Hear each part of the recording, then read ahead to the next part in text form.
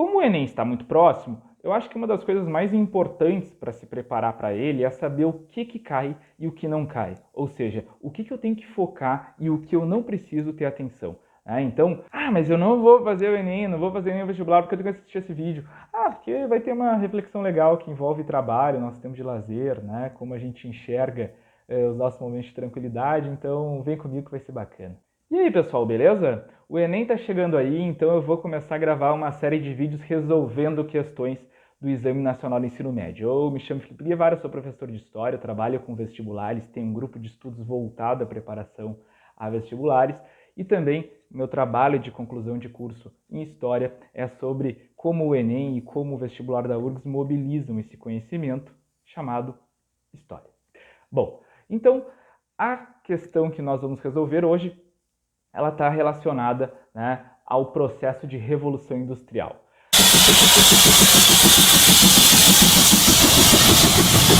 Como o Enem está muito próximo, eu acho que uma das coisas mais importantes para se preparar para ele é saber o que cai e o que não cai. Ou seja, o que eu tenho que focar e o que eu não preciso ter atenção. Então, revolução industrial, por exemplo, é um assunto que costuma cair no Enem de duas maneiras. As mudanças culturais que ela proporcionou à vida, ao cotidiano das pessoas.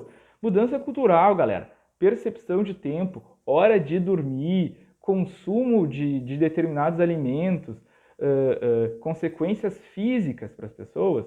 Tá? Ou, por outro lado, outra temática que o Enem adora é a busca, a partir do Estado, a partir das instituições sociais, de disciplinarização das massas, né? De disciplinarização dos trabalhadores, ou sobre como, geograficamente, né, o meio ambiente, o meio urbano, as relações sociais se transformaram através do surgimento de novas tecnologias que foram utilizadas na maneira de produzir a vida, ou seja, no modo de produção econômica.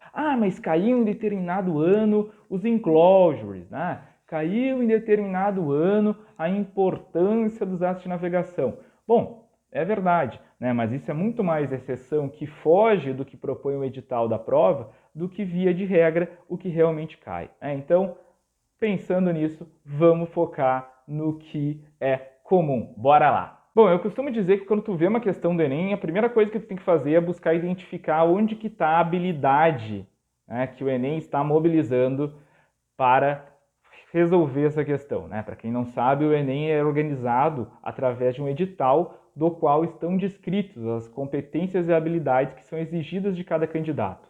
Neste caso aqui, a gente tem uma habilidade bem específica, vamos ler ela. A habilidade é a habilidade 20 da competência 4. A competência 4 está muito relacionada, né, às maneiras humanas de produzir a economia, as nossas tecnologias e o desenvolvimento e o conhecimento na vida social relacionados ao trabalho. Tá? Quando nós lermos o enunciado da questão, isso é, aquilo que antecede a resposta, vai ficar bem nítido onde que está a habilidade mobilizada nela. Antes disso, vamos para o texto da questão. Se vamos ter mais tempo de lazer no futuro automatizado, o problema não é como as pessoas vão consumir essas unidades adicionais de tempo de lazer, mas que capacidade para a experiência terão as pessoas com esse tempo livre? Bom, então o que o autor desse texto, né, está buscando que tu reflita nessa questão? Ele está buscando que tu reflita em torno da ideia, né, de que, tipo, bom, talvez no futuro, enquanto mais a automatização ocorrer na produção econômica, isso é, enquanto mais máquinas, mais robôs, né, mais conhecimento digital estarão inseridos na produção, né, menos pessoas precisarão ficar trabalhando, ou menos horas de trabalho nós precisaremos cumprir durante o dia. Né? Então, para ele esse não é o problema, mas sim como nós vamos consumir, né, esse tempo livre na medida que nós não temos uma experiência voltada ao consumo do tempo livre, né? Pelo contrário, e aí ele segue o texto.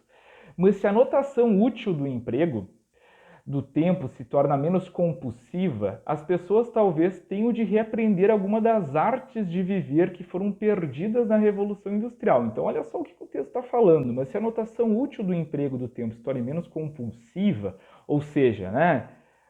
Olha só, Vai dizer que tu nunca passou por um momento da tua vida que tu estava de folga, né? Que tu estava num período do teu dia que tu não precisava estar trabalhando, não precisava estar estudando, era teu momento de lazer. E tu não parava de pensar no teu trabalho, tu não parava de pensar que tu tinha que terminar uma lista de exercícios, que tu não tinha aprendido solidamente geometria analítica, que tu não tinha captado muito bem a essência das leis de Newton, né? E tu não conseguiu se divertir, né? Essa é a problemática que o Thompson, né, o autor desse texto, está trazendo aqui. Então, o que ele fala? Né? Que antes da Revolução Industrial, as coisas não aconteciam necessariamente dessa maneira. Pelo contrário. Então, olha só, como preencher os interstícios de seu dia, ou seja, os pedaços do dia, né, com relações sociais e pessoais. Como derrubar mais uma vez as barreiras entre o trabalho e a vida.